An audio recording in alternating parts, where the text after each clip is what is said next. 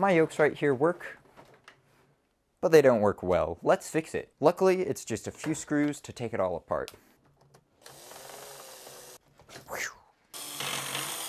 Woohoo! That's one of my favorite features about these yokes. They take apart easily because I have to move this a lot. Now back here, we just take off the screws and go from there. Et voila.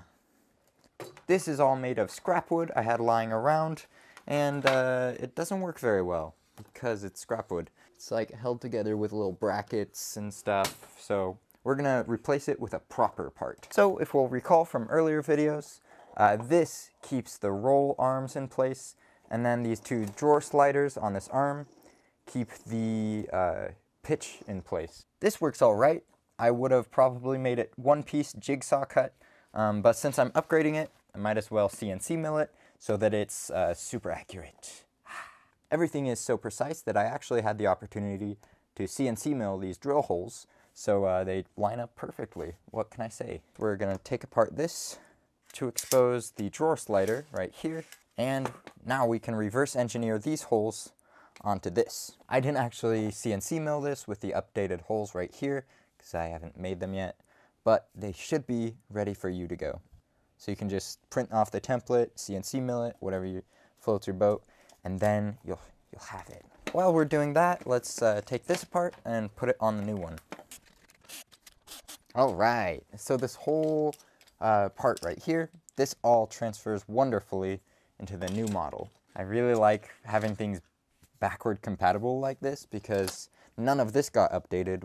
It doesn't make sense to redo it, but this is a huge upgrade. It's also thicker, so it can take more flex, more pressure, and the thing I'm most excited about is not this, because this plywood right here, I mean, like, you gotta exert some amount of force to break even this thinner plywood. But what I'm really excited about is replacing those wooden beams with plywood, because plywood is oriented, so the wooden beams like bowed a lot. The plywood shouldn't bend as much. You can't really bend plywood easily. I'm shaking in my baby seal leather boots. So let's put it in, see if the holes line up. Oh, they do. And full throttle. It's beautiful how it just snaps into place. And the drill holes are pilot holes, so the screw can kind of thread itself because they're self-tapping, and it's beautiful. I love it. You can also just drill right through, and then you can have a bolt on the other side and use a machine screw. Everything should work about the same here. I just have to replace this bracket. All right, you can already see how much cleaner this model looks from this model here. Wow. Sheesh. I completely ruined the yoke. It's kind of all over the place now. Don't worry, we'll fix it. If you've watched the last yoke videos, you'll know that I'd had a lot of this combination square. I would measure, make sure it's parallel, make sure it's perpendicular, measure, and just make sure it's perfectly aligned. I took all of the stupidity out of that process by making it a single part. This part right here doesn't require any alignment except for the 4 holes in the corner, which are CNC milled, so you don't have to align them, and that makes it so much easier to find everything's center correctly. It even has 4 holes here for cable access. If you look closer, however, you'll see that I took a lot of the guesswork out of this. So these are 4 holes for mounting the map box, here's 2 holes for mounting the drawer sliders, and here are 4 holes for mounting a power strip. CNC milling the holes makes them super precise, more precise than I could do by hand, and everything should line up. Well, let's test our theory.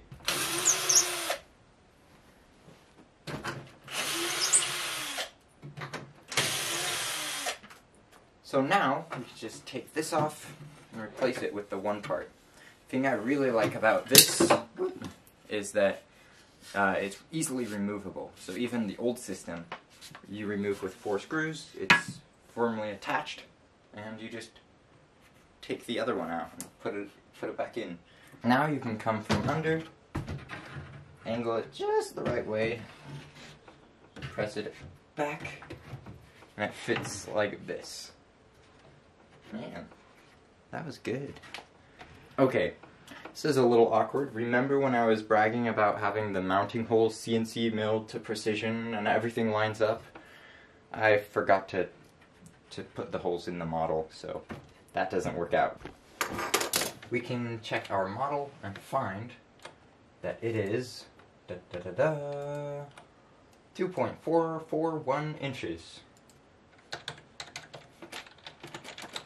which is 62 millimeters, or millimeters as I like to say. So, to center it, we'll just put our holes right here, drill these in. I already pre-drilled the mounting holes in the model, which works perfectly. And now we can see that everything should align.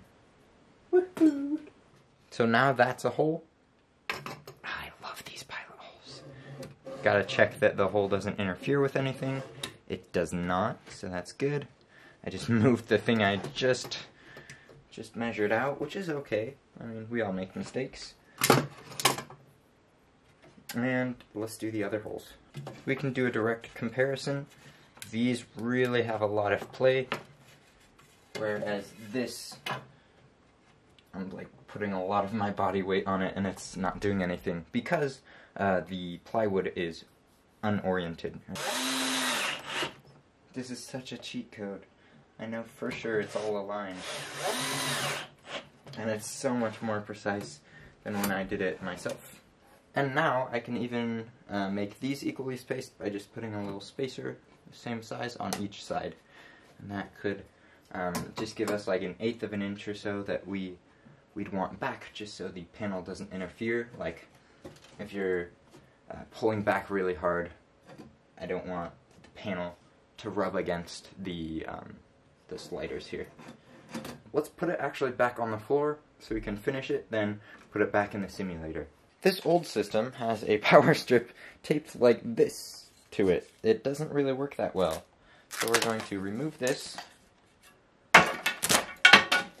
so we can use all of the outlets and add it to the other one.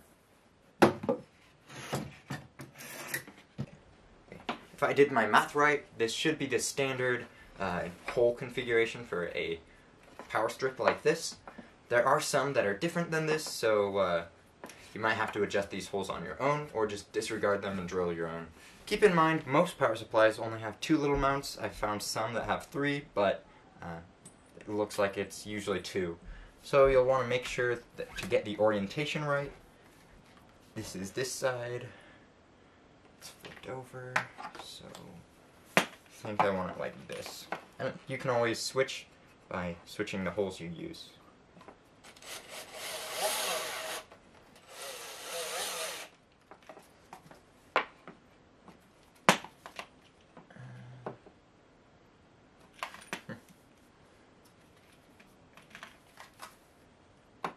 Yeah, I did the wrong one.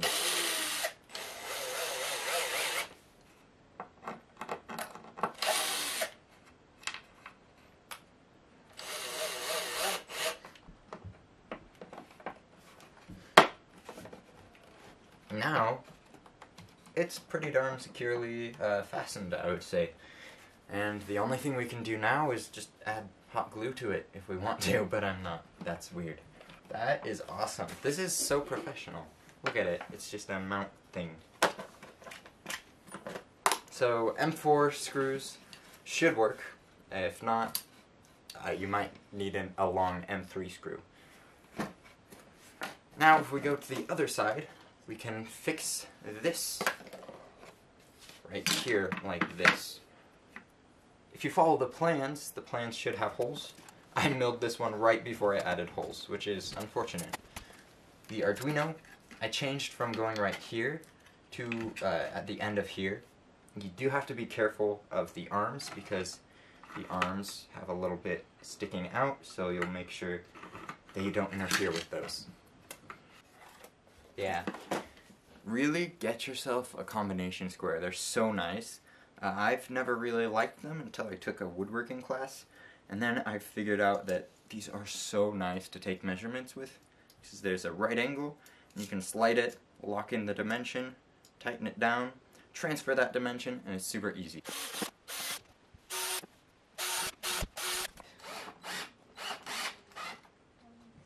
So that works. Make sure they work with the sliders, and voila.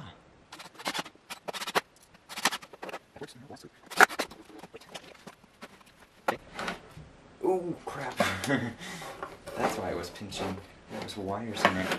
Check that everything works well. If it doesn't, check your alignment.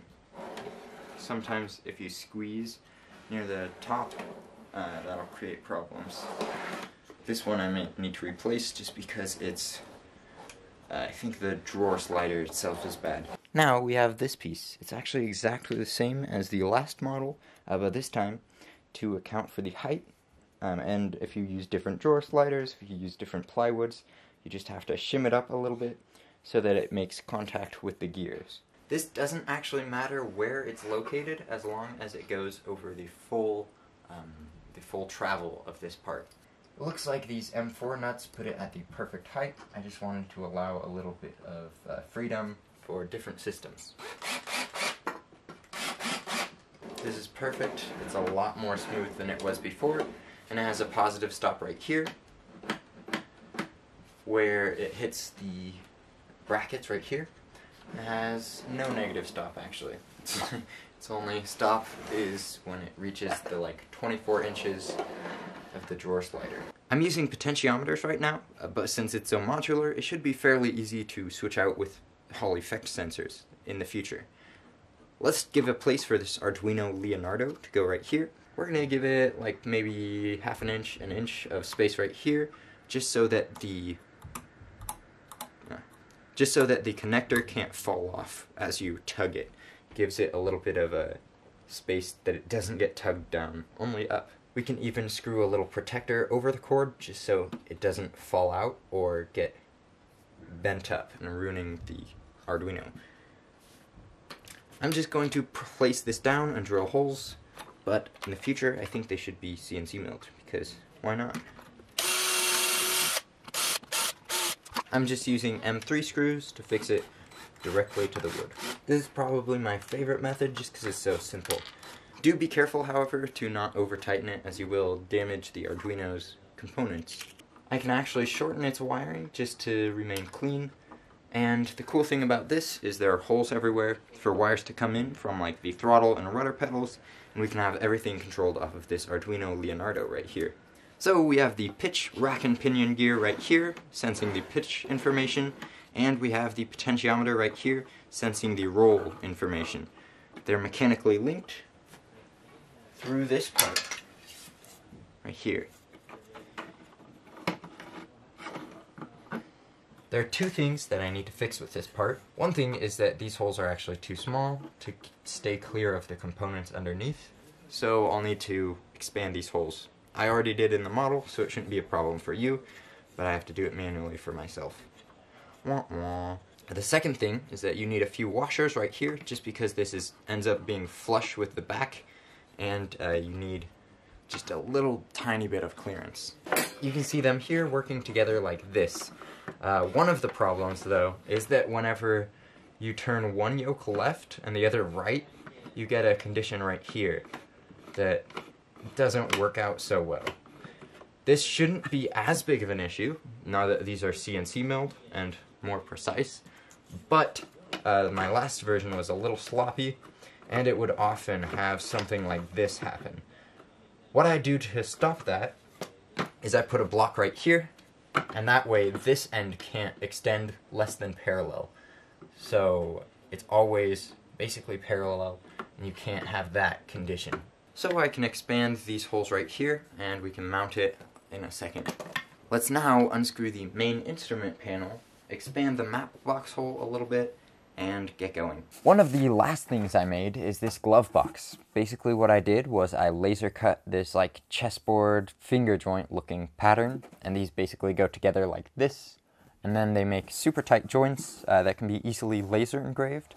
If you're going to be cutting out wood, I would probably just go with squares. Then after you have the box all assembled, you can drill in the holes for the mounting brackets, drilling the bracket holes in the yoke. And it is true that you work a little more efficiently if your dog isn't messing up everything you're doing. We need to expand this hole to allow the map box to fit. We have to take off this panel, and luckily it's pretty easy. Just plop it off, unscrew a few screws, and we're ready to take it upstairs.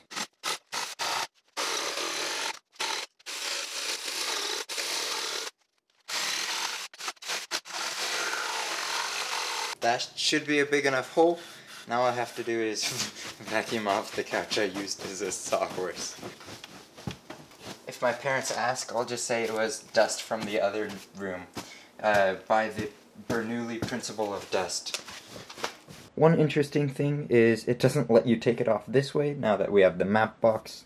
If you want to take it off this way for some reason, you can always uninstall the map box, but you just have to take it off the other way.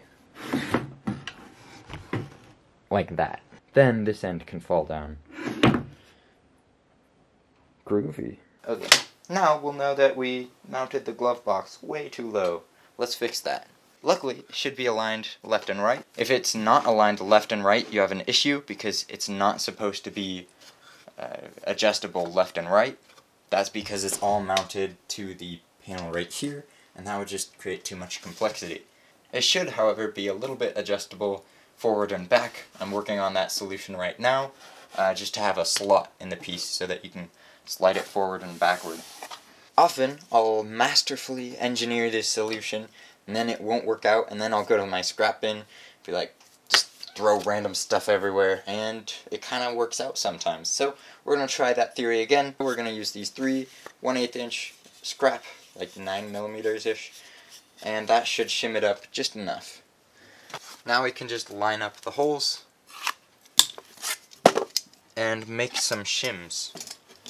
They're about 90 centimeters apart. I'm not too worried about having it perfectly centered because it can be a little off.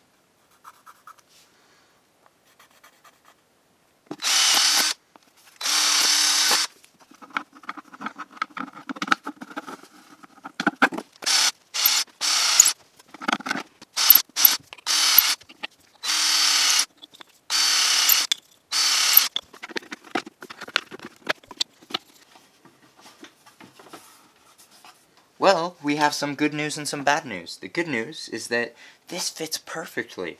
The bad news is that the screws are way too short. Yeah. Fail.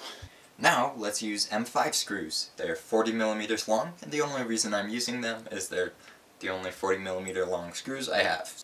So now this is finished, let's remount it. This time, hopefully the screws are long enough. I don't think I counted right, and I really don't know why it's lower than it was last time, because I don't think I changed anything. Oh well. We removed 3 inches, now it's just 6, units. We removed 3mm, now it's 6mm, and widened the holes, and now, the moment of truth. I think this is about as perfect as I'm going to get it, especially because the panel removes, but the glove box does not. I think if I tighten it a little more, maybe re-glue it in some areas, it should look a lot better. When the pipes are in, it's mostly aligned. Then we just check the length right here. See my trusty square. Make sure that's touching the panel from there to there, just to check it's the same on both sides. I just assembled everything. Now the yokes are linked through this arm right here. They're linked through the pitch part here, and it looks really solid. Like, this is freaking awesome. The only thing I need to change is that we can go out a little bit more than we were supposed to. Whee! I don't think this is correct. Mixture out. Diving.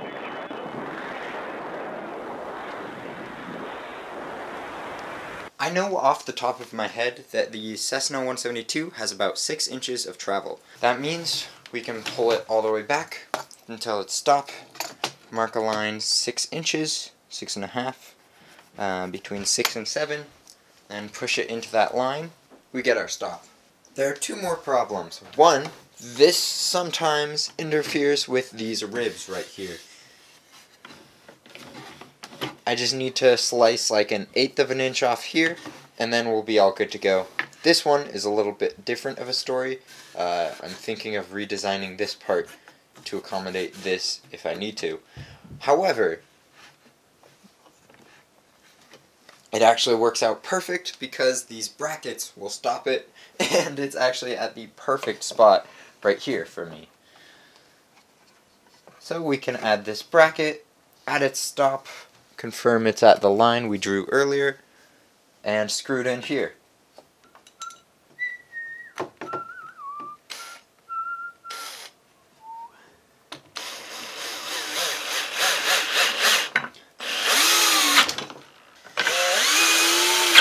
Woo! Yeah, be careful. So now you move this forward, backwards, left, right, and they both should move. Assuming I tighten it down, they should move together. Look how fast... I can't make it spin. That works great. I just have two problems left. One, it doesn't center. If you pitch all the way forward, it stays pitched all the way forward, which isn't ideal. The second is this. I just need to reprint this. And the third is the wiring. I need to redo the wiring. Other than that, it's a perfectly operational control system. Woohoo!